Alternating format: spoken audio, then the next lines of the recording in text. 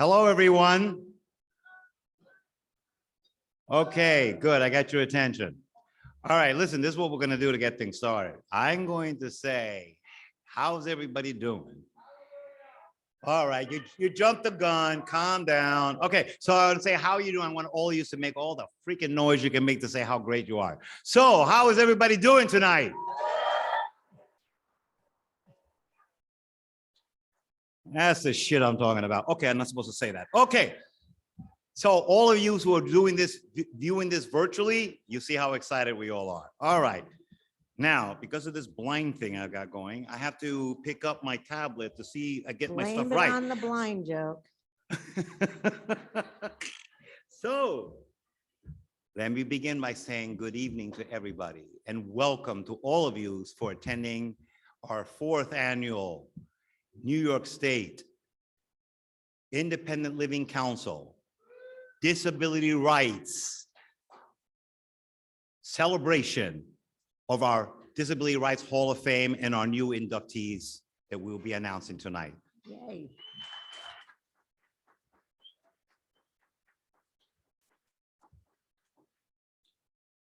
If some of you don't know who I am Clifton. I usually go by Cliff Perez. And I've had the great honor of being inducted into this great class of tremendous disability advocates in 1918. Oh my God. You're not that old yet. Okay, that was the time when we had the Spanish flu, so we still got the thing going. You know, we got this damn pandemic thing. Aren't you so glad that we're almost over with this shit? But on the other hand, we're not. So I should be clear about that, because I was just on vacation and like almost all the people with became positive. Wait. And I say became, no, I'm not. Okay. I tested myself. I'm negative. And I even had the booster shot yesterday, the other one, because I already had the one from before. So this is whatever the number is. So I'm good. Don't panic. You can hug me. You were telling everybody who you are. So anyways, I was saying I was inducted in 2018, not 1918. And was very honored, obviously, to be nominated and then to be actually inducted. And it's so great to see so many people who have been inducted since then, people that I've known and I know, not known like they've left. Okay, although some of them have, and I have known them too and worked with them. It's one thing about doing this for as long as I've been doing it and as long as some of you have been doing this.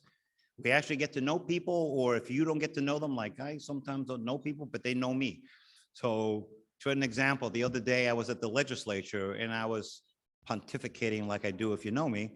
And the legislator was walking by and he just stopped and everybody looked at him and he goes, oh, I don't want to interrupt Cliff while he's talking. So, you know, I shook hands with him and everything, and everybody came up to me and said, and I said, before you said anything, I have no idea who that was. Because, you know, the blind thing does really kick in. I know I don't appear that way, but it's real. So I don't always know somebody if you don't announce who you are. And I always tell people, like, let me know who you are, even if you think I know you well, because I may not. Anyway, so. You're pontificating now. I know. Anyway, I am your MC for tonight, along with my very, very dear friend, Denise Donato. Thank you.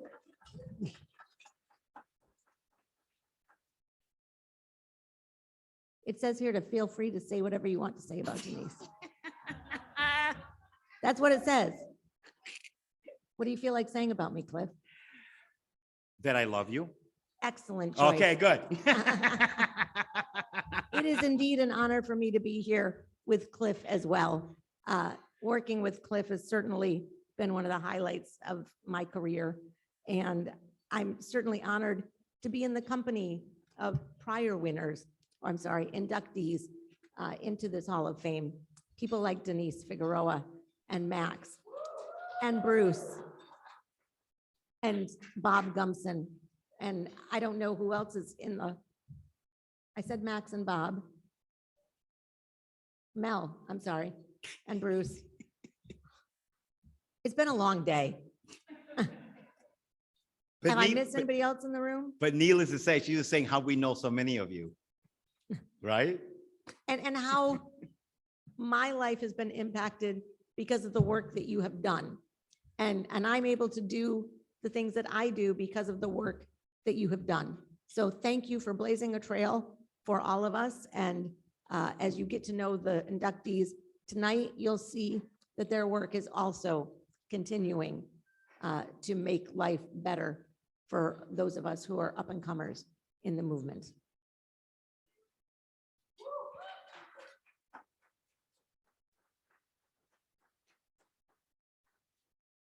So Go ahead. are you going to do it or do you want me to do it? But the video thing? Yeah. No, go ahead. You do it now. Okay. since you- So we know that This is how we work. we've rehearsed this. Can you tell? We know that those of you who are with us in the room are getting your meals and still enjoying your meals. So we hope that you continue to do that while we'll kick off tonight with a video from our inaugural Hall of Fame event in 2018. You may see some familiar faces. So enjoy.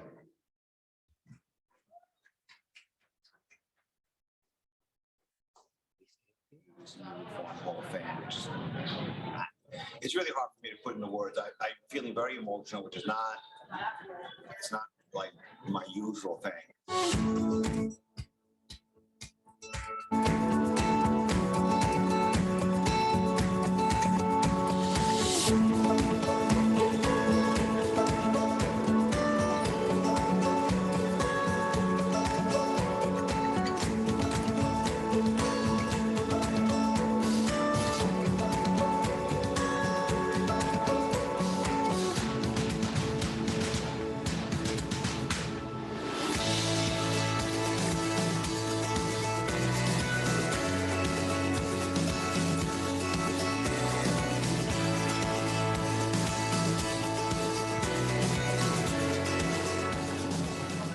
This is the inaugural Disability Rights Hall of Fame induction.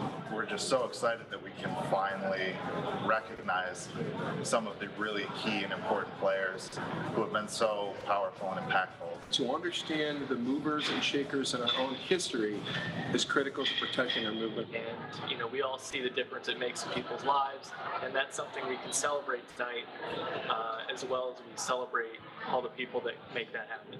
It's a wonderful opportunity to step back and recognize how far the disability community has come and to honor the achievements of people who have paved the way to the future.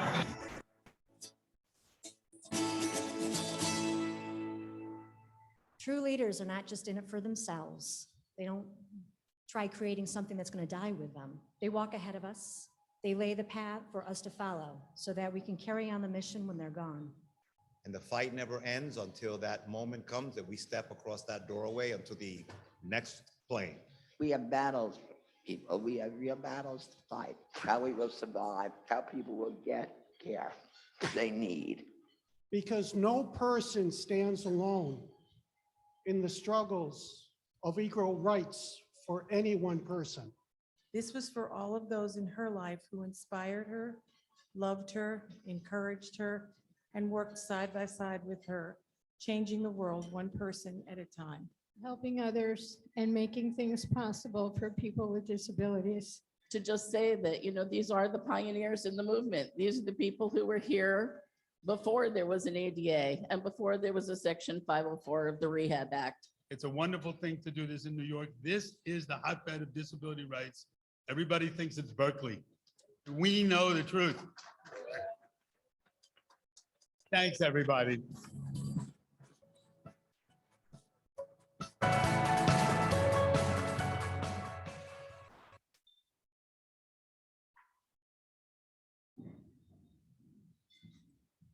How could I forget Denise when naming the other people who were inducted into the Hall of Fame? I mean, people confuse me with her all the time, which is a huge honor for me. But the other Denise was a Hall of Fame inductee. Sorry, Denise. Well, thank you everyone for joining us this evening for this great celebration. And now, this evening, we will be celebrating the new inductees into the New York State Hall of Fame of Disability Rights Advocates. And those folks are, and let's wait until I say all their names, otherwise we'll never get through with this. But anyway, so we have Bernard Carabello. I hope I said Carabello. I hope I said your Carabello. name right. Mhm. I have worked with him back in the 80s. I had to remind him that we worked together in the 80s. When he was doing a lot of stuff with, with protection and advocacy, and I was doing a lot of stuff with the client assistance program. So we worked together then. Then we have Susan Duha. Susan Duha, such a wonderful woman. We've been working for many years as her being the director of the Independent Living Center. They don't call it the Center for Sydney. Independent for Disabled New Yorkers, is that it? Anyway, that was a center that started by Pat Figueroa, Denise's husband, back in February of 1979, if I got that correct. And I believe I do. I have a good memory for that, just not for names. Okay, so then we have Judith Heumann. Do I need to say anything more about Judy Heumann? But I will tell you an interesting story. Oh my God, Judy, you're listening, so I hope it's not embarrassing. Okay, so one of the times we were in Washington, we were going to one of our meetings to see our congressional folks. And so she was rolling on the grass, and if you're a wheelchair user, you know what that's kind of like when you're rolling on the grass. It's uneven, blah, blah, blah. You know what she says to me? She goes, "Cliff, can you put your hand on my chest?"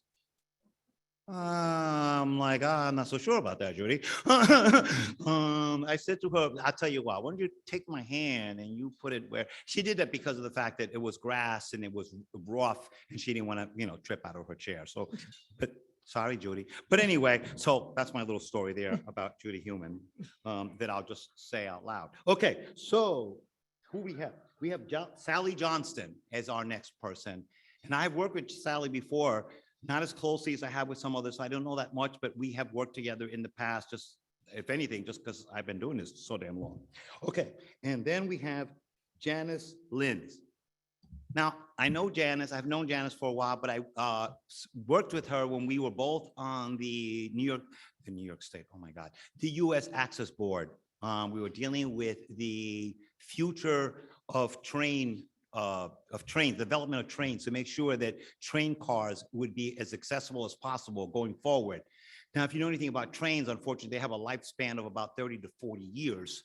So I'm like, okay, so all the work we're doing won't come to fruition within our lifetime.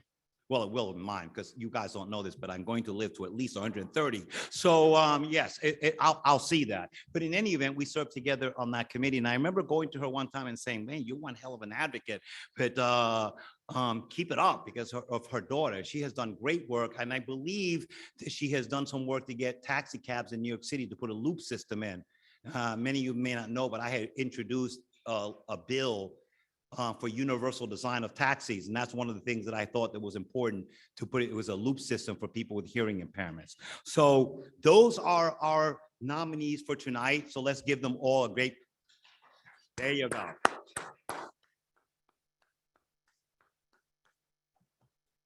Now, we know that events like this take support of lots of people. And so to help us recognize those who made tonight possible, I'd like to introduce Emily Bianchin from the New York State Independent Living Council. Emily?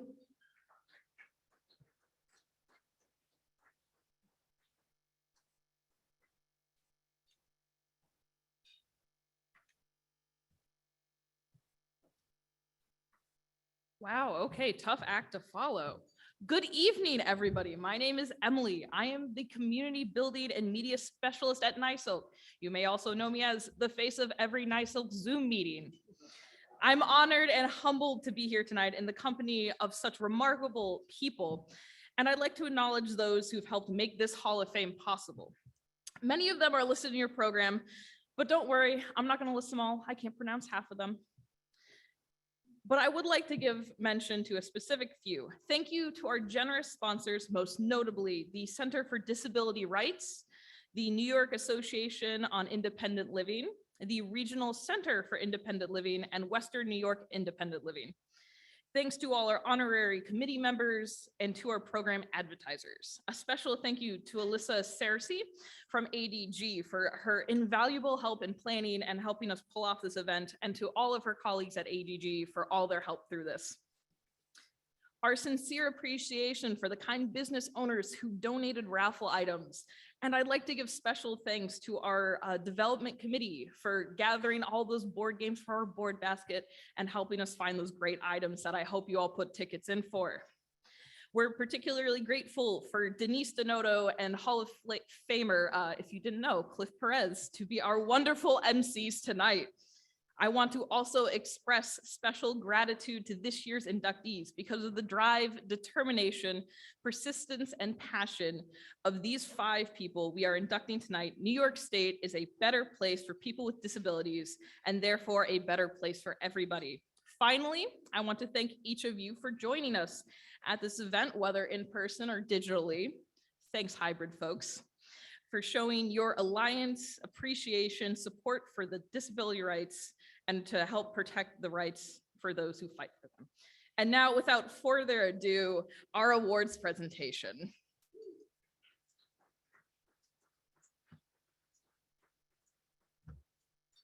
Thank you, Emily.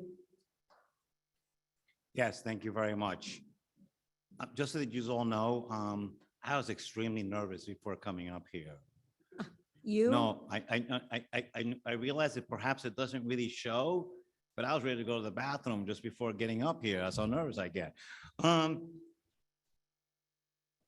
Hi, Brad Brad. Williams has joined us Yes. up on the stage. He's going to help us. I got scared. I thought I did something. Okay. No, he's going to help us present the actual awards to our peers who have been advocating their entire lives, and the arc of their accomplishments certainly spans decades.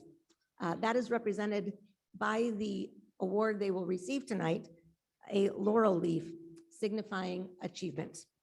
Their individual bios can be found in the program or online if you're watching online on the NYSILC website. And those bios certainly help capture the impact of their lifelong work. Isn't it wonderful that we're doing this in person? I mean, we have a good hybrid thing going, but damn, it is a good thing for all of us to be here face to face, seeing one another. Give ourselves a big hand of applause on that. Well, this evening has already been fabulous. So let's begin this process and let us start with tonight's induction ceremony. And here is Christine Curry introducing Janice Linds.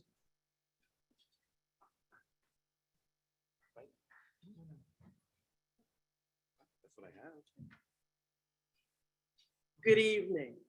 It is my honor to introduce Janice Linds as part of the 4th class of the 2022 New York State Disability Rights Hall of Fame. I don't remember a time when I have not known Janice or worked alongside her in the common cause of making society accessible for people with a hearing loss. As a direct result of her daughter's hearing loss diagnosis at the age of 2.5 years, Janice became the founder and CEO of Hearing Access and Innovation, Inc. This is a global business focused on improving accessibility for those with the hearing loss. Janice went on a one-woman advocacy quest to push for the installation of induction loop access from taxi to subway station, Broadway theater, Major League Baseball stadium, museums, both domestic, such as the Smithsonian, and international as well, and even Buckingham Palace, in addition to making sure in-flight entertainment provided closed captioning on both Virgin Atlantic and Delta flights. She has testified before U.S. congressional committee members, in addition to being an acknowledged co-writer of the National Park Service Accessibility Guidelines for Hearing Loss. Janice was nominated United States Woman Changemaker and Hero from People magazine. Of course, she has also been involved in numerous city and state boards and committees, all with a focus on equity for those with a hearing loss. Beginning in 2008 until 2014, we both served for 2 terms on the Interagency Council for Services to the Deaf, Deafblind, and Hard of Hearing, which was established by former Governor Patterson.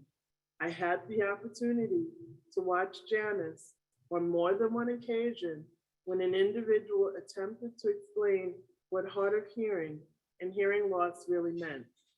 It usually did not end well for that person. On a happier note, Janice has entered the class of 2023, Harvard's Kennedy School. There is so much more she has accomplished over the years, and I wish I had the time to list it all. Suffice to say, her dedication and passion to ensuring access is something many of us admire about her, and I am confident she will continue for many more years to come. I hope to be one of the many working alongside of her. Congratulations, Janice.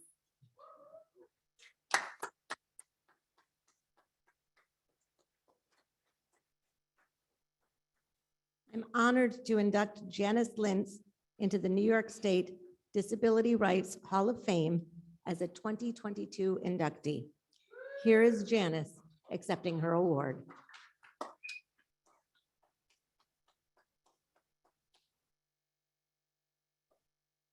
Thank you, New York State Independent Living Council, for this incredible award, which is so meaningful to me. I also want to thank everyone who supported the mission, many of who were behind the scenes, including Arlene Bromoff and Nancy Kingsley. For years, everyone told me what wasn't possible rather than what was achievable. Right after the doctor diagnosed my daughter's hearing loss, she said, "Don't worry, there are special schools for her." I had barely wrapped my head around the diagnosis, and the doctor already saw her as not having options. I refused to let a diagnosis determine her life. Instead, I decided it was better to work to change the world than to lower my standards. So I challenged the norms for children and adults with hearing loss, disrupted same old, and wouldn't take no for an answer.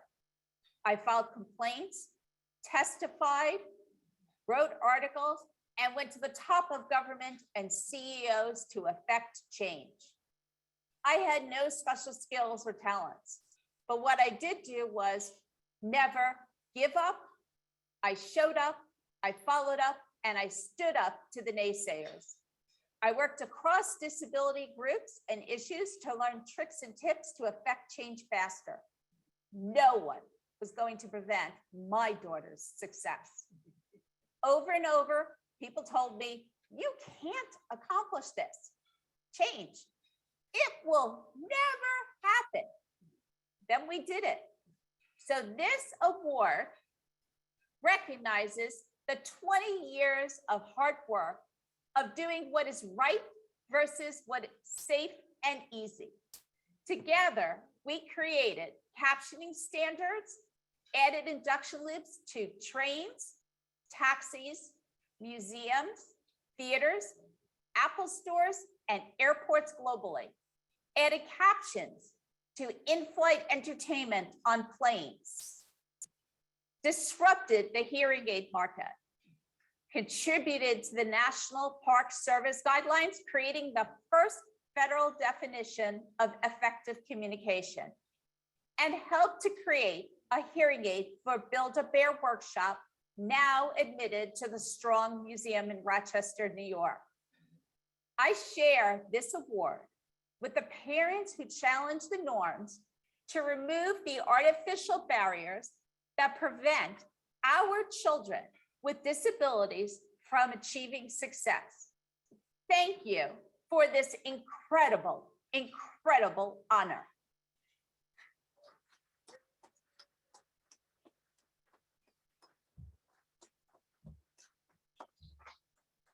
So you can see right from the start, we have Some really damn good advocates. Okay, so congratulations, Janice. And now I have the honor to introduce a very dear friend and my executive director, Denise Figueroa, to come up and introduce the award for Bernard Carabello.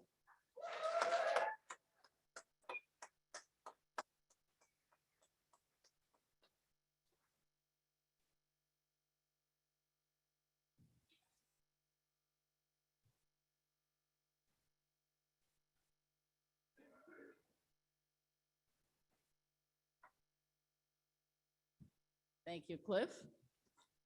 Hi, everybody. I hope you're enjoying your evening here. It's very exciting.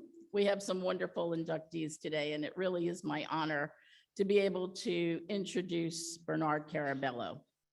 I have known Bernard since 1973, when I was just an infant. That's right. We were both infants then, right, Bernard? Anyway, you know, anybody who knows Bernard's story is amazed by his independence and strength to be able to survive living in Willowbrook for so many years. And for those of you who don't know, obviously, Bernard is the person who escaped from Willowbrook and who, along with the doctors there, Dr. Johnston, and I'm forgetting Mike, sorry. They were the ones who helped to expose the whole horrible situation at Willowbrook. And of course, the first time I saw Bernard was on TV in Geraldo Rivera's expose of Willowbrook. As I said, anybody who's never seen it would be horrified by the conditions and would be shocked at the fact that that happened in the United States, in New York, and it was only the 1970s. It was not that long ago. Bernard, after his escape, became part of the plaintiffs in the Willowbrook case, and is responsible for really all the changes that have happened in New York State related to people with developmental and intellectual disabilities. And how I met Bernard after I saw him on TV was that we were part of Disabled in Action, which later when we talk about Judy, you'll hear about Disabled in Action. You know, he was part of Disabled in Action, and more importantly, was part of a coalition of parents and advocates called PAC.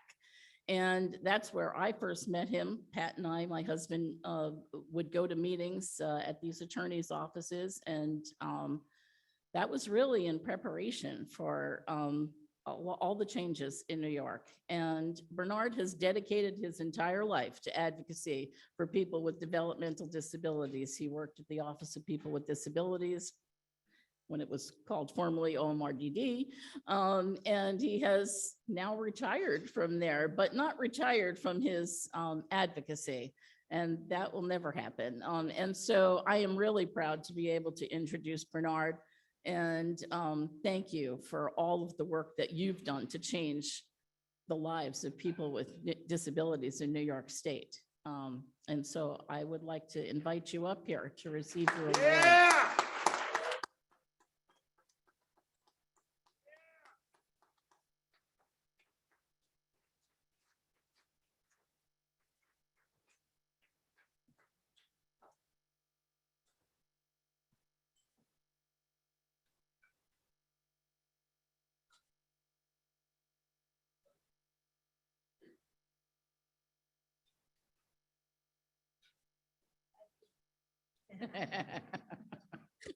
The logistics, there's the ramp. You're gonna stay down here? Yeah. Okay, we need to get you a mic. Can somebody hold the mic? All right, good turn. That's just what he does, change the rules.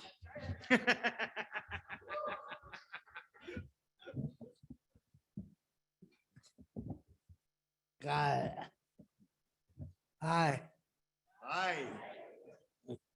I can't believe that This year is the 50th anniversary of the World Book Expo. 50 years ago, I lived at World Book for 18 years, the first 18 years of my life. I went there when I was 3 years old, and I left at 22 years old. I thought I could have died there. I thought that was my long life home forever. Until I met Dr. Michael Wilson. I still stay in touch with him every day. He's 80 years old this year. I met him when he was 28. However, it's going to be 80 in July. Well, I just hope to God we never free any other human beings the way we treated the people in the past. We can never go back there again. We can never free anybody like that animal ever again. You should look at the tape. If you didn't see it, look at it. Go to Hub.com and you can look at it. Thank you. I gotta thank my friend Janice Lintz. She recommended that I be inducted in the Hall of Fame. Thank you, Joanne. Okay. All right, yeah.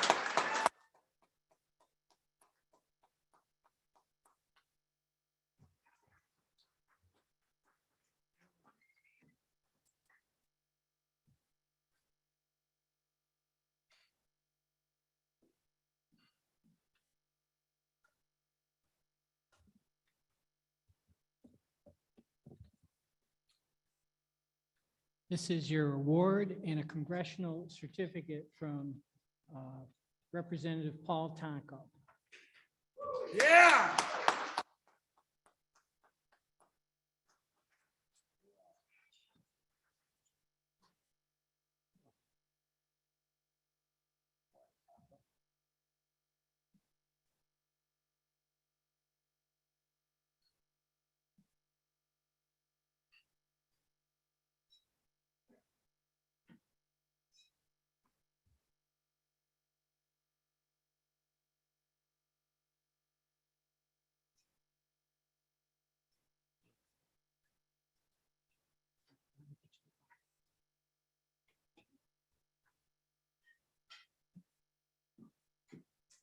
Congratulations once again, Bernard.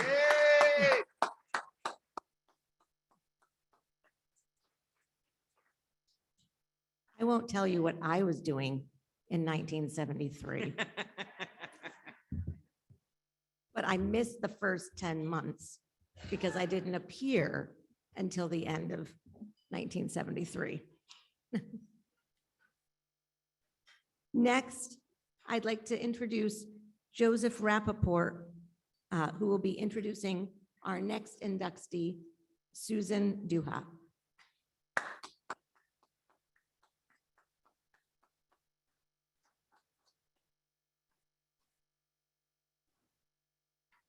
Good evening. I'm Joe Rappaport, the Executive Director of the Brooklyn Center for Independence of the Disabled. I'm here to introduce our next honoree, Susan Duha. I know Lindsay Miller, the Executive Director of NYSILC, had hoped to do this but wasn't able to. So I'm stepping in. It's a real privilege. I suspect many of you know Susan, and if you do know her, you know she is richly deserving of a place in the New York State Disability Rights Hall of Fame. Susan spent nearly 2 decades at Sydney, the Center for Independence of the Disabled, New York. She left less than a year ago after a long career of advocacy and leadership there and elsewhere, continuing in the family tradition. Her mother was a Detroit political leader and councilwoman for decades, and Susan is now back in Detroit. Susan led Sydney to new heights in her 20 years there. Susan expanded Sydney's services for our community. When she left, Sydney was 8 times bigger than when she took over. It now reaches tens of thousands of people annually in Manhattan, Queens, and elsewhere. Susan pursued justice for our community. Under her leadership, Sydney took part in 11 civil rights lawsuits. Voters now have a far better chance of finding an accessible polling site in New York City. In an emergency, the city is better equipped to get disabled New Yorkers safe and into an accessible shelter. Even just getting across the street will be easier in New York City because of a curb cut lawsuit Sydney helped lead. And someday soon, I'm certain, subway stations will be accessible as well, all because of litigation Susan helped bring about. Susan played many roles in our community as chair of NYSILC, the New York Association on Independent Living, as a champion of affordable and accessible healthcare, as a spokeswoman on TV and in the papers for Sydney and the community at large. I've known Susan only for the past 5 years or so. I sat next to Susan at meetings with allies, with the Transit Authority, just one-on-one. And every time Susan impressed me with her smarts, her ability to strategize, the way she would ask the right question every time. I know this should sound familiar to anybody who has worked with Susan. It is such an honor. It was such an honor to work with you, Susan, and I thank you. Please join me in welcoming Susan Duha to the New York State Disability Rights Hall of Fame.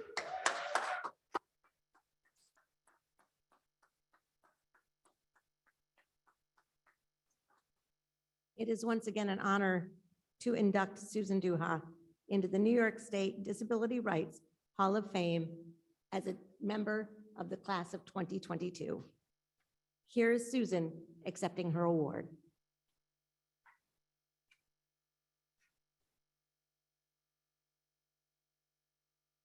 Thank you.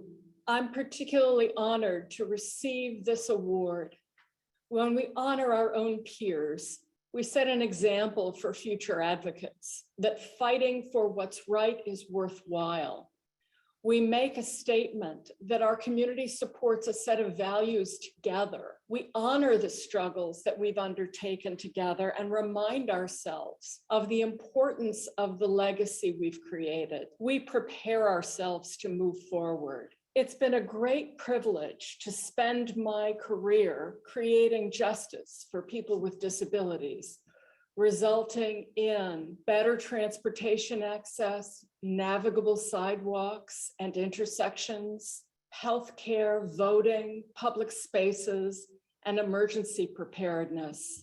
Undertaking these struggles required faith that justice may be done and may be seen to be done. When we use our victories to teach the community, our allies, and the larger public that we are here and that we will continuously pursue justice. It is vital that we improve understanding and compliance with civil rights law. It's also crucial that we recognize that we must seek justice for those disproportionately trapped in poverty, living in transportation deserts, prevented from attaining educational goals, locked out of employment, and facing disparate outcomes in healthcare. Moving forward, we must be prepared to tackle issues, including the school to jail pipeline for youth with disabilities and violence by police, particularly for those who are Black, Latinx, and LGBTQ. We must have honest conversations about race, ethnicity, gender, and the intersection with disability. We must be prepared to listen, learn, make mistakes, and take responsibility to learn how to be better allies. We must learn from those coming up in the struggle who are young and can teach us how their generation sees the future of struggle. We must never flinch from advocating for disability justice, and we must be prepared to take calculated risks that will help us move forward. We must be passionate and relentless in seeking justice. I was once told by a fierce disability rights leader that I am tougher than a $2 steak. To me, that means mentally tough and resilient in the face of adversity. I'm deeply grateful for your presence today and for being able to join the wonderful community of those being honored today and those who've been honored in the past. Thank you so much.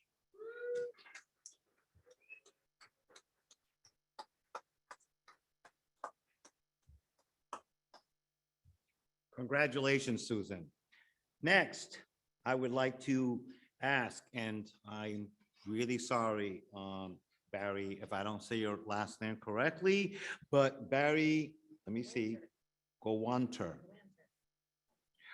to come up to join us on stage to induct Sally Johnston.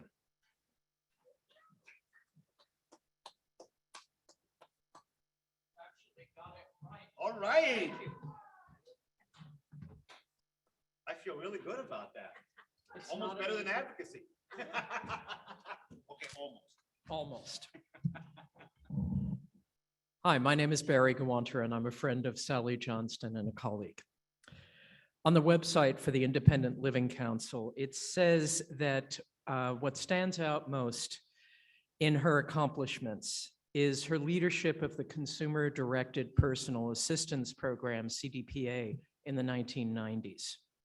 The website recounts how Sally brought the program upstate and transformed it, the program, expanding the role of fiscal intermediaries and the class of people who could utilize the program. And this program now operates statewide to provide true independence to people with disabilities who rely on aids and assistance and ensure their ability to engage fully in the lives of their communities. This accomplishment in itself had tremendous impact because, as the program indicates, it was Sally who brought that program from New York City upstate, transformed it, and established the foundation for that program becoming statewide. But Sally is somebody who has never rested, even in retirement. What she's working on now is fair pay for personal care aides. And that is something that you will see her in commercials on TV currently. And there has been some success in that movement, and that movement is not over. My friend Sally is a leader. In Syracuse, she is the leader of Disabled in Action, the leader of disability advocates throughout the city, and the heart of Disabled in Action.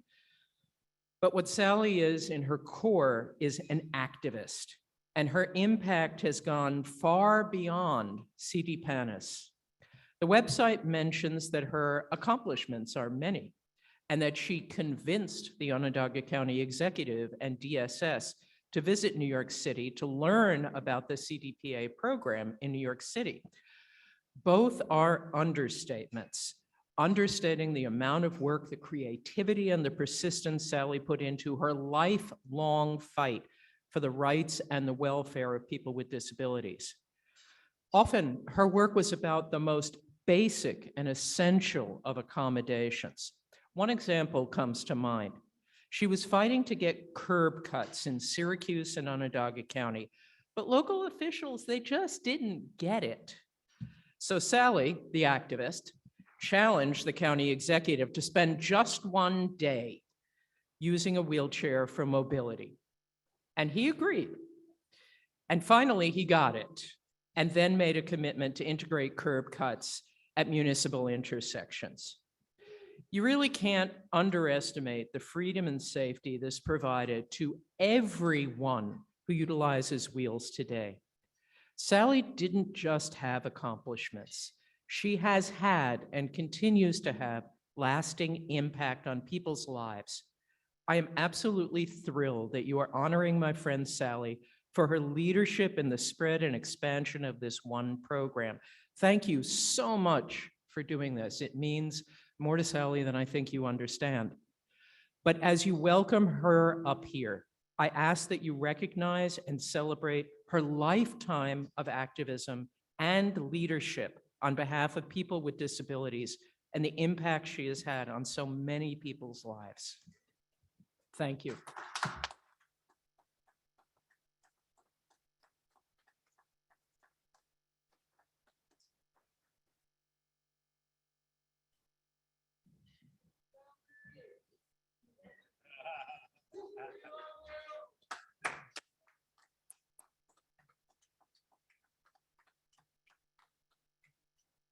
How do I do this? I want to roll off the edge.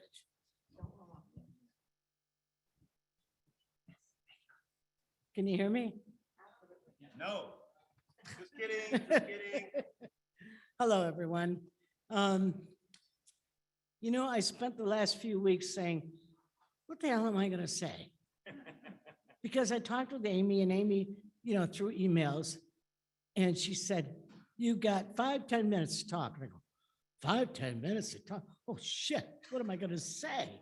You know, and I said, I'm not a good speaker, but I'm a hell of a good activist. What am I going to do? And then I said, I'm just going to talk the way I want to, right from the heart. So, you know, I just want to say how honored I am to receive this award this evening. It's a great honor to me. I started out in 1975, just when I was near 30, and I really wasn't an activist at all. Had no idea about activism, not at all. I was married for 6 years at this time, and I had a 5-year-old son that was in school full time. So now I had the opportunity to do some volunteer work because I was denied my college education. Even though I scored high on testing, I didn't have the right back then. So I never went to college, but I lived during a time where you could show your abilities, where you could learn, where you could grow. And I'm not arguing against education, please. I'm definitely not. But what I'm saying is you learn from experience, and you can make whatever you want of yourself. And that's what I set out to do. I thought, you know, the system, I don't want to know anything about the system anymore, because they said, I'm too disabled to go to college. That was the reason. You're too disabled. You'll never get a job. Oh, really? That's when I said, screw them. I'm gonna get a job. The job they wanted me to have, you'll love it, was in some hotel room selling light bulbs. And I just told the worker that I had, the case manager at that time, stick it up, you know where. And I said, I never, ever want anything to do with you or with, at the time it was OVR. Some of you older folks remember that. And I said, I don't want anything to do with the system because I don't want to be hurt anymore. And I'm going to do what I want to do to live my life, and it's going to be a full life. Damn it, one way or the other. So I started volunteering at a community center. And I'm not a quiet person, so I started out by just answering phones and greeting people. But every time there was a staff meeting, I go, I've got an idea. It was a brand new agency, okay? So they didn't even know what kind of services or programs they were going to run. But I said, I got an idea. I got an idea. I always had an idea for programs, So one of the things I wanted to do was to have an open center where people could come during the day, poor people. I'm talking about poor people, homeless people, and people with disabilities could come and just hang out there, have coffee and talk if they want to, whatever, make friendships, be at a place where you feel that you're comfortable and you're wanted. And it took off like crazy. It really did.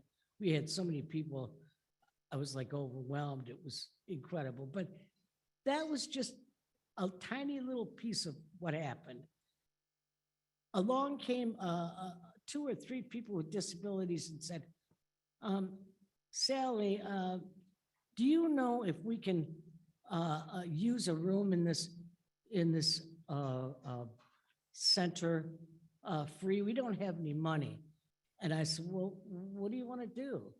Well, we don't know what we want to do, but we want to change some things in this community. It's terrible. Well, what do you mean? And they said, well, what do you mean? We can't get into public facilities. We can't get on buses. We can't do, we can't get into restaurants. It's not good. It's not good. And I listened to them. It was from the heart. It was from the heart, of these people talking to me. And so I said, I know I can get you a room free so you can meet and talk. They said, would you come too? Would you come? I said, sure, I'll come. We've got a speaker that's going to come and talk to us about the disability rights movement. I go, the what? What? Disability rights movement. What the hell's that? Seriously, I just didn't know. I knew I had a disability, but I didn't feel like I did. I felt like just anybody else, and that's the way we all should feel about ourselves. And so I went to the meeting. I'm trying to make this. I don't want to talk too long. People want to get out of here, go home, or whatever. They don't want to listen to somebody babbling on forever. But I went to this meeting, and her name was Maddie, and she came from the Center on Human Policy through SU, and they were great activists for people with mostly developmental disabilities, but all disabilities.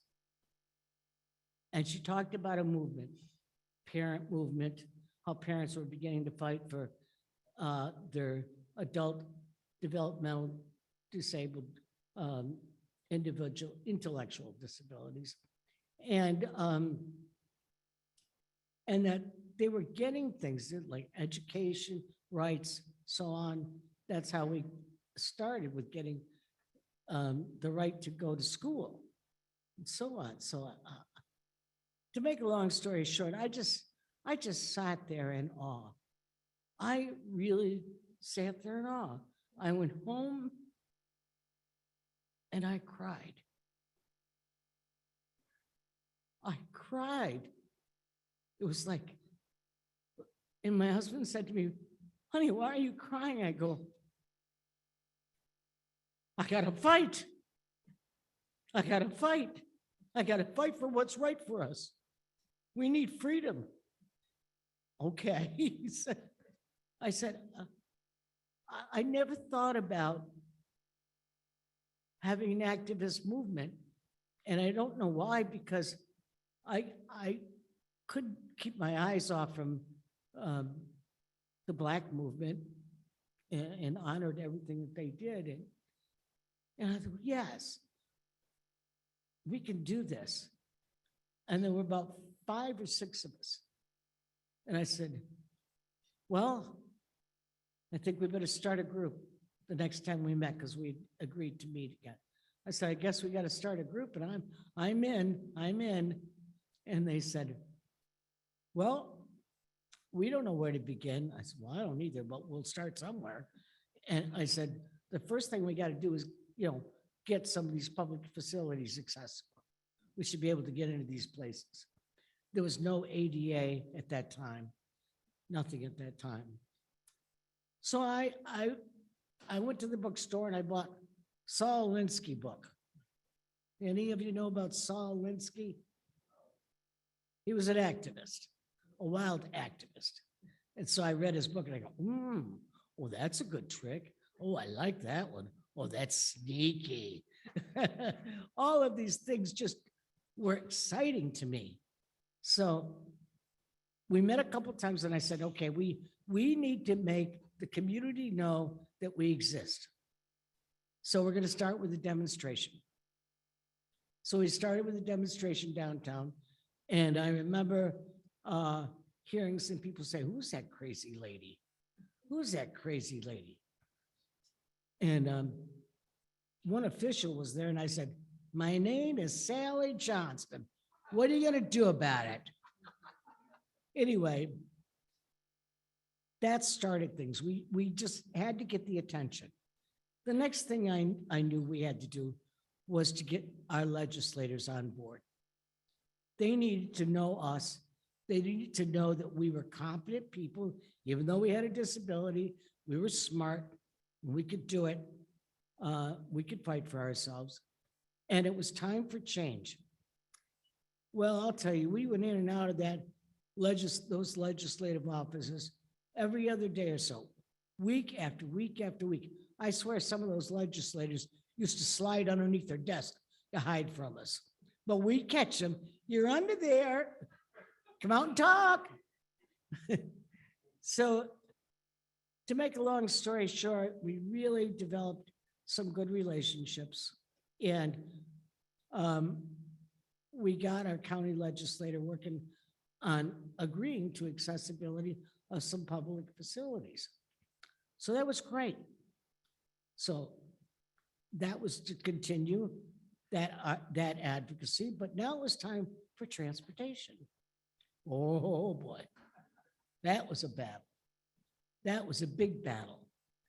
That was about 14 years. No ADA, but we were going to do it.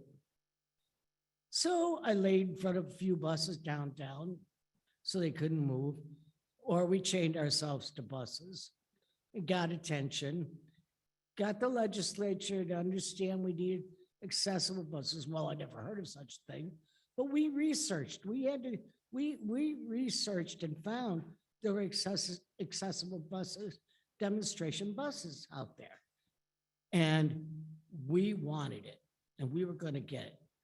And so my memory's a little shaky now because that's a lot of years ago, back in the 70s. But there was a lot of debating that I had to do with the director of transportation. Oh, was that ever fun?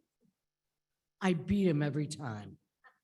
I mean, I could talk a storm around him and beat him every single time. Well, he hated me. Oh, I loved it. And, but we got the head of the legislature, which became the county executive later, we got him on our side. And then he started talking to some of the other legislators, and they started coming our way and saying, okay, this might be possible. This might be something that could happen. And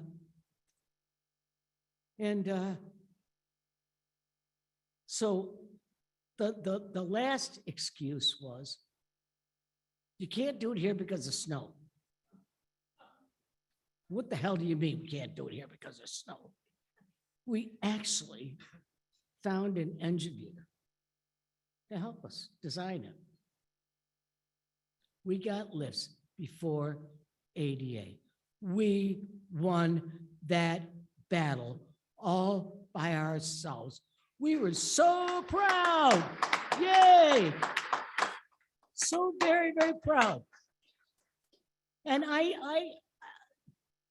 was so happy about that, but I didn't think I had an interest in long-term care, but I did because all the time we were doing all of this advocating for buses and accessible buildings, I'd get a call from a person in a nursing home, come help me, I need help. And I really connected with this one gentleman. He was a Black man very, very nice guy, but a little bit on the wild side. What the hell? But It wasn't me.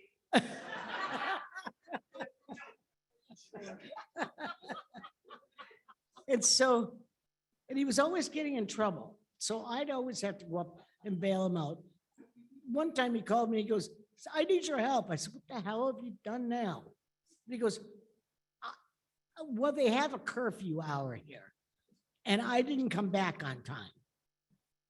And now I'm stuck in bed and they won't put me in my wheelchair. So, what? Are you kidding me? No, I'm not kidding you. I'll be right there. I went right to that nursing home. Let me tell you, he was out of that bed real quick, real quick. And you know, and I got to see going in there and out of there. We got him out of there eventually. It was my goal to get that guy out of there. He wasn't going to last long there anyway, with his behavior. But I got to see a lot of things that were awful, awful things. And I said, oh my God, I don't want this. I don't want this for any of us. None of us should have to, no one. Doesn't matter whether you have a disability. Even if you're old, you shouldn't have to. Why is it like this? You know, and so I really started reading more about long-term stuff and everything. And I was constantly, and am I taking up too much time? I'm going to hurry up and finish quickly. I'm sorry if I'm boring you. But I was in constant contact with New York City's DIA. And I learned about their consumer directed program. I forget what it was called back then. Does anybody remember what it used to be called? Patient managed care or something like that? Something like that. And they were telling me about it. I said, holy cow. I'm interested. I said, because we get a lot of calls from people saying, we're not doing well in a traditional home care model because we're not doing well with our aid service because we have to get up when they want us to get up. And sometimes we don't get up until 9 o'clock in the morning. And then we have to go to bed by 4 or 5 o'clock because they don't have evening staff. And I go, that's an awful way to live. And it's an unhealthy way to live. And I said, we got to do something. We got to make it different. And when I learned what New York City was doing, I got so excited. I said, well, if they can do it, we can do it. So I went right to our county executive, Nick, and he looked at me when I started telling him, and I said, Nick, I've known you long enough that you should know I'm not crazy. At first you thought I was, but you know I'm not crazy.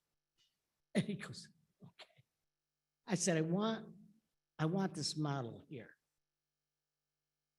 He said, all right, I'm going to pay for you and one of the Department of Social Services staff to go with you to New York City and talk to people about the program and learn about the program. And we did.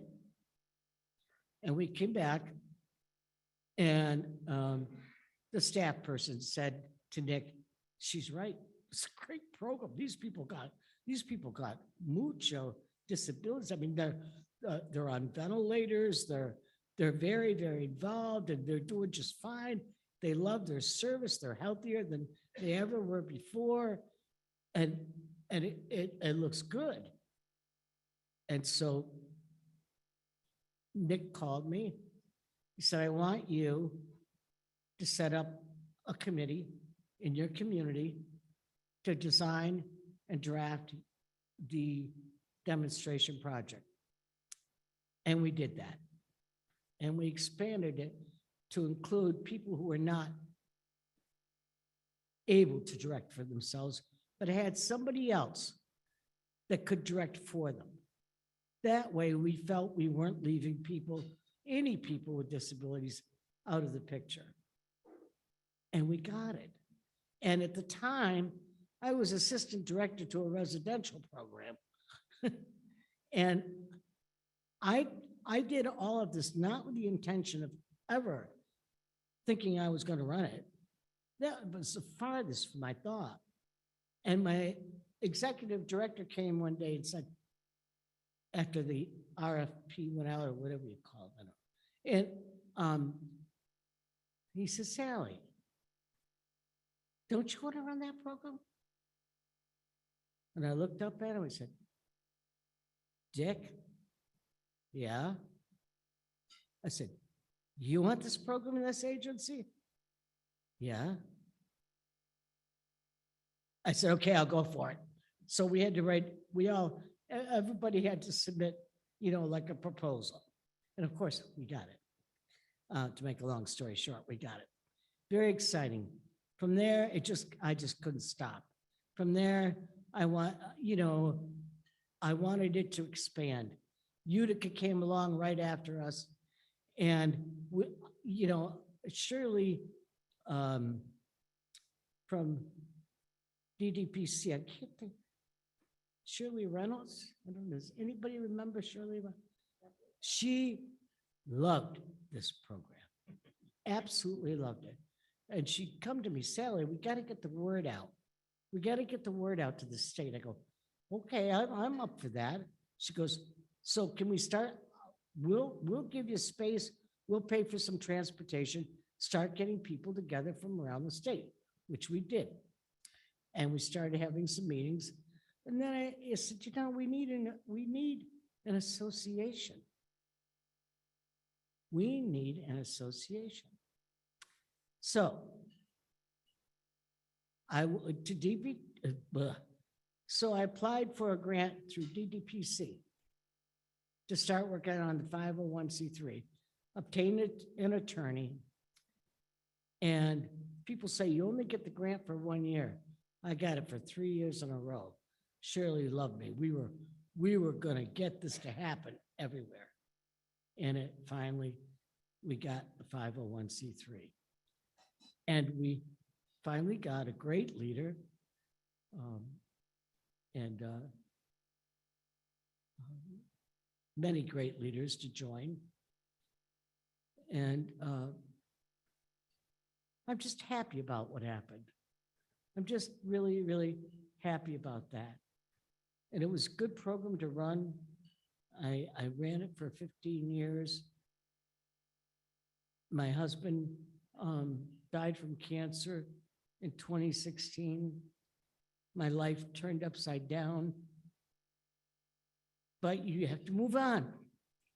And I started using my savings, and I could get decent PCAs because I could pay a decent hourly wage. But then my money was running out, not much left. And I said, I got to save a little. I got to have some for things that come up in the house that need repairs and, taxes, all that stuff. And so then I found out about a pool trust. Great idea. And I've been in the pool trust since through CDR, and I'm so grateful for that. But I guess I worry about today. Because back in the old days, not only was I involved in our local civil rights organization, but we had civil rights groups almost in every single city, even small towns in New York State. And they were true activists, ready to fight for anything and everything. And our coalition was formed, New York State Coalition of People with Disabilities, to fight for ADA and to fight for independent living centers. And we finally won. The only thing that bothers me is we don't have any more activist groups, or many of them. I remember when Bob Gumpson, he's here tonight, it was so nice to see him. I remember way, way back, shortly after we had started, Bob came to me and said, how would you like to be in an independent living center? Come on, I'll help you. I think your organization deserves to think about this. I said, no, we can't do that. We can't do it because if we do it, we have to get a 501c3. And we can't be the civil rights fighters that we need to be. And so we never accepted it. Part of me feels bad about that, but another part of me, I'm okay with it. I'm okay. I'm okay with it for sure. But I've led a very exciting life. And Bernard, I'm with you. In a couple of days, I'm going to be 80 years old. I've lived a good life. I've lived a good life, and I couldn't have done it without all of New York State activists involved. Not one person can do it. It has to be all of us together. And the only thing I want to leave as part of my statement tonight is I hope we can reach out to the young people because I'm getting old. I can't do it forever. Lots of other activists are getting older. We can't do it forever. We need to bring, in our younger generation, they're used to having it all. They don't know what it was like before. We do, but they don't. So we need to help educate them and get them going into the advocacy mode, because I think there's a lot in the future that we're going to be fighting for, unfortunately. I really do. And I want to thank you for honoring me tonight. And I want to apologize for talking so very long. So I'll get the hell off the stage. Thank you very, very much. It's been an honor.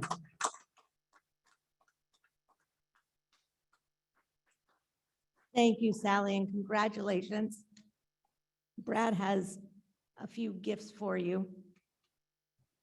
Some of you know that I spent the last 10 years working in consumer direction and advocating for consumer direction and fighting for fair pay.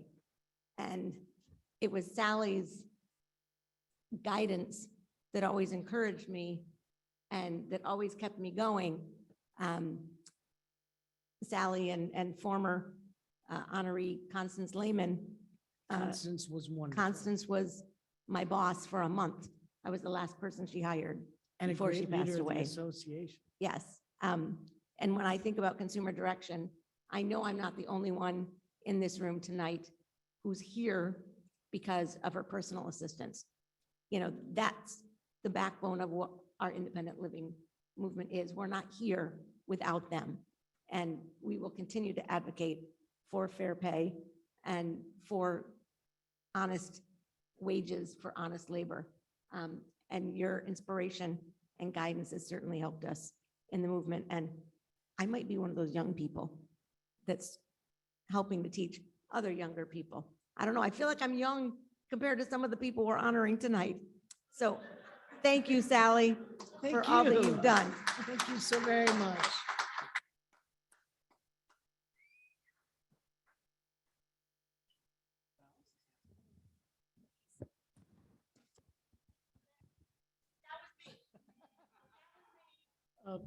Barry, I need your help.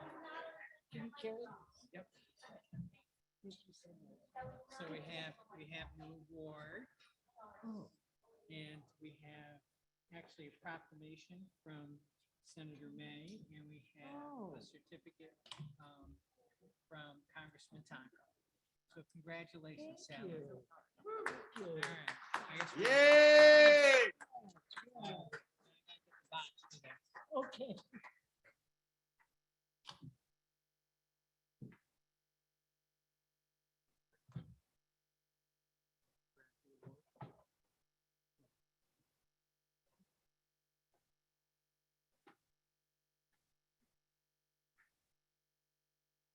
They'll give it to us down there. Go. Okay.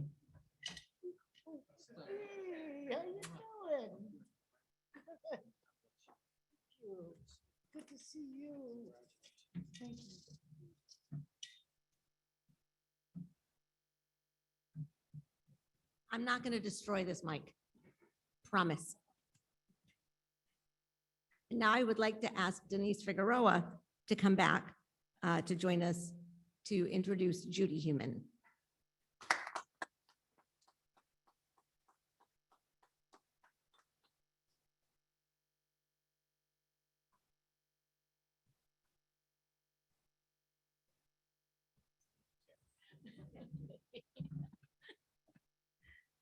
Okay, I have the honor of introducing the final inductee into the Hall of Fame tonight. Judy Heumann, of course, is a force to be reckoned with anywhere she goes, but she started out in New York. And for those of you who don't know, she's from Brooklyn. I'm from Brooklyn. And Bob Gumson's from Brooklyn. Great people from Brooklyn. I met Judy back in 1972. I really was an infant. Anyway, Judy, it was actually the the first demonstration that I ever went to. And I've told the story before about that being the first time that I ever went anywhere with my husband later on. Pat Figueroa, that was our first date, if you want to call it that. But anyway, yes, it was an activist date. It was my introduction to the disability rights movement. We were demonstrating down at Federal Plaza in New York City, and we were demonstrating against President Nixon, who had vetoed the Rehab Act. And so we marched from there up to the Hilton Hotel, which was his campaign headquarters. He was running for re-election. And so so that was my introduction to Judy. And as I said, she is a force to be reckoned with always. Anybody who's seen Crip Camp, anybody who's read her book, and I hope you have done both, she's incredible. You know, anybody who knows Judy knows that you do whatever Judy told you to do. So the reason that I'm here tonight is because Judy said, I want you to introduce me. So as usual, I am doing whatever Judy told me to do. But so we used to, of course, I used to go to her apartment for the DIA meetings, Disabled in Action meetings, when she was just forming those. As you all know, or maybe know from her story, she had been refused her teaching license by the New York City Board of Education and had to sue the New York City Board of Education in order to get her teaching license. She was told she was a fire hazard because she used a wheelchair, and that she would be a danger to the students in case of a fire drill. Of course, she won the lawsuit. Judy never took no for an answer and still does not take no for an answer today. You know, I think the thing that was the most impressive to me, though, was that we weren't just fighting for accessibility, you know, to physical buildings. Judy was probably the first organizing, it really created the cross disability movement, because, you know, prior to that, everything was individual organizations that represented individual disabilities. People would be competing with each other for whatever. And before there was an independent living center, Judy already had that concept. She was already out there fighting for cross disability issues. It's why we had the PAC. It's why we were involved in the Parent and Advocacy Coalition. She felt very strongly that people with disabilities, regardless of what their disability was, had the right to self-determination and you know, controlling their lives. And she came from a family with, her mother was a fierce parent advocate in the school system, and Judy will tell you that that was her role model. And so she has continued to this day to be an advocate. I don't think Judy's ever going to really retire. She, of course, has worked for, you know, numerous U.S. Education Department, the State Department. She's worked for the World Bank. She's done international disability rights, but even then she was working on international disability rights. We were meeting people from Ireland and from Sweden, from all over the world. And I think that that's what has made her so unique in our movement, and why I certainly am so proud to have had an opportunity to be her friend and to continue to be her friend. And so with that, I am very honored to introduce Judy Heumann.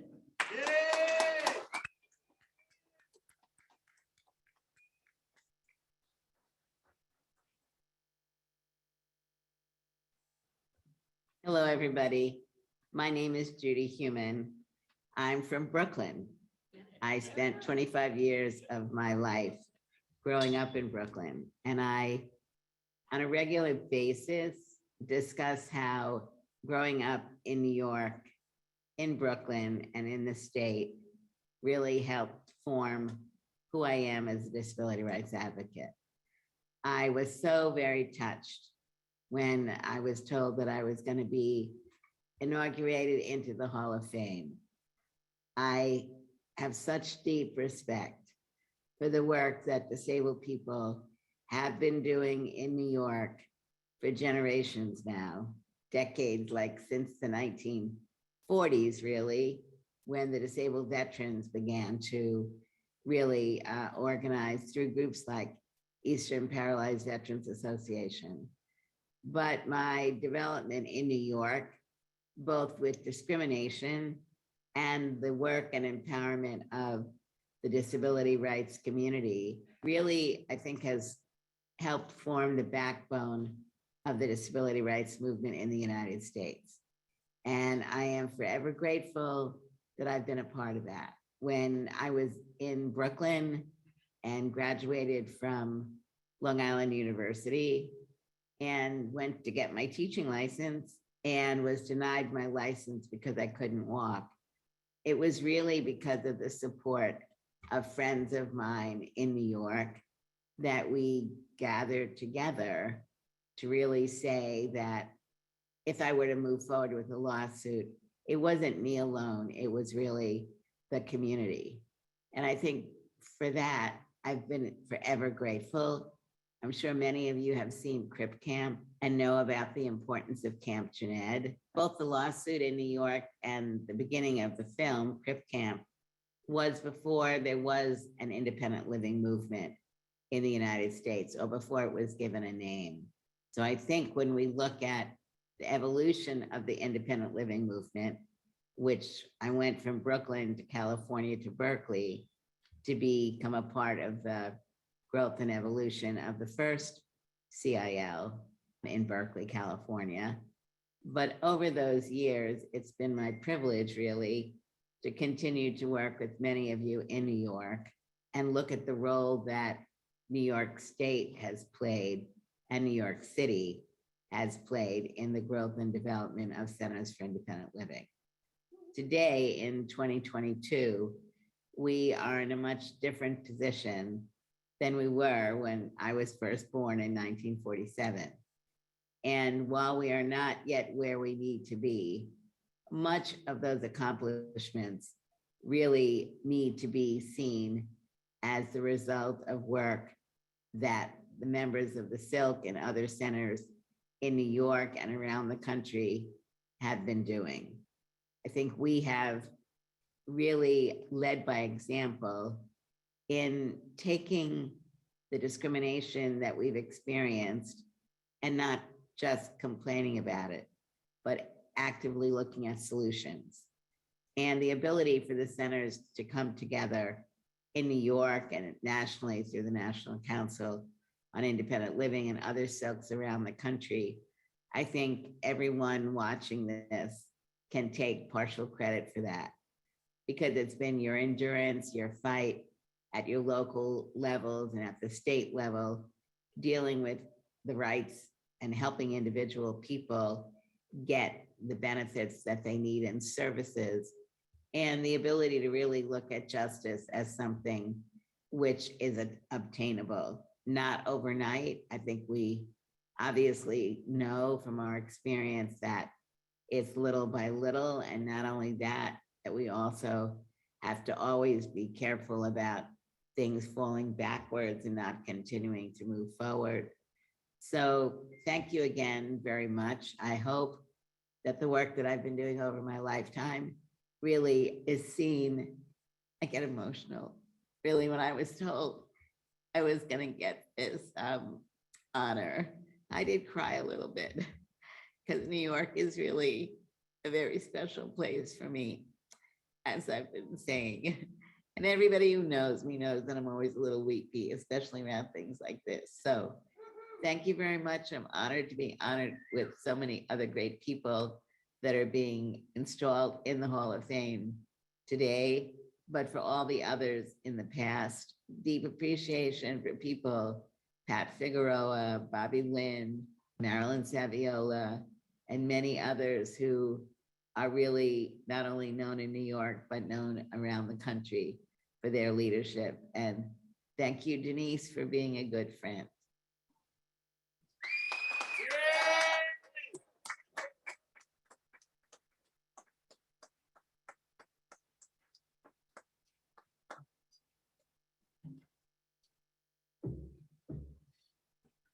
Oh my God, this is going wonderful, is it not? What a wonderful evening it's been. Congratulations, Judy. Let us have a final round of applause for all the inductees of the 2022 Disability Rights Hall of Fame of New York. Give it up. Yay.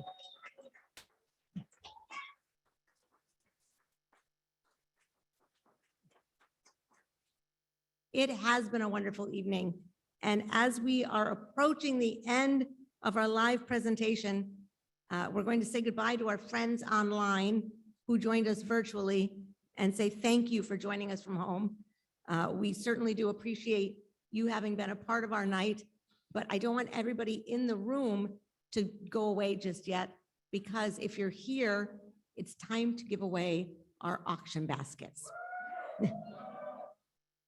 I know that you're going to want to get your tickets out and get ready.